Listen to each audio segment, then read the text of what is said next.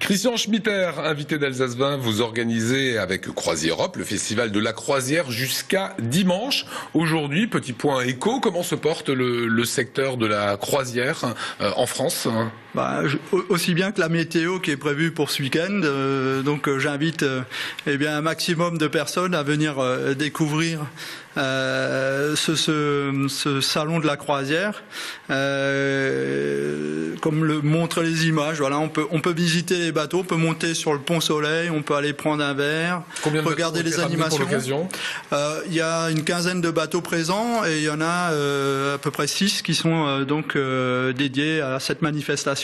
Aujourd'hui, la flotte Croisière Europe là qu'on voit, c'est combien de bateaux ? La flotte Croisière Europe au total, c'est 42 bateaux, répartis donc sur l'ensemble des grands fleuves européens, mais également maintenant dans le monde, puisque nous sommes présents sur le Mékong, sur la Birmanie, sur la Volga naturellement. Beaucoup de destinations à découvrir lors de ce salon.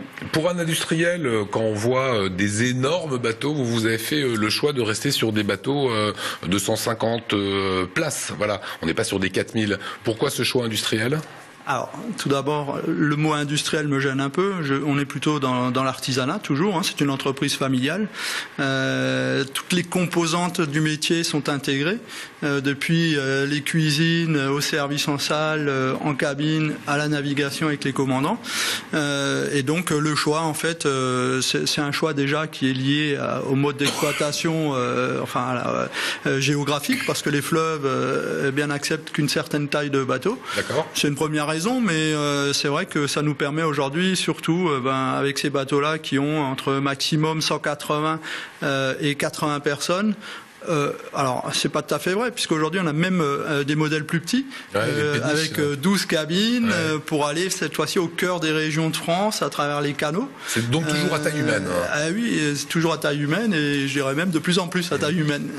Est-ce qu'aujourd'hui les actualités, les événements dans le monde ont changé les choix de destination des touristes ? Le passager effectivement s'oriente par rapport à l'actualité et va donc bien donner une priorité à ses choix là où il lui semble que la sécurité est la plus élevée.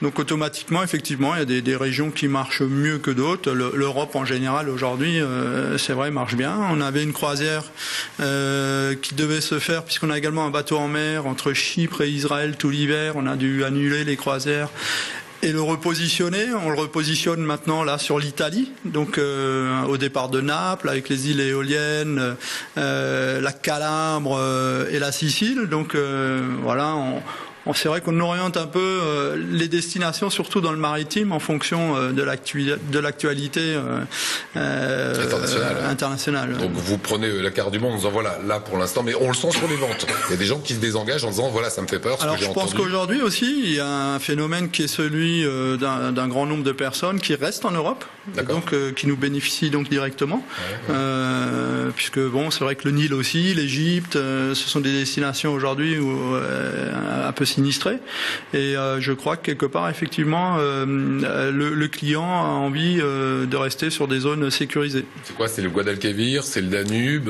oui, chez nous le Danube marche bien, la Seine marche très bien aussi, oui, les méandres de la Seine avec les paysages de falaises de calcaire, les petits ports normands, tout ça, ça plaît beaucoup. Bordeaux également, la Gironde, avec des grands crus que l'on découvre au fil de la croisière. Et également ça a des points forts en fait. Oui, toujours le terroir, la gastronomie, les belles pierres, l'histoire.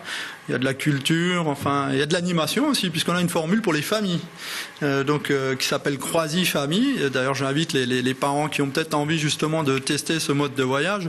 Monsieur me posait la question tout à l'heure, est-ce que il y a une mixité de l'âge sur les bateaux?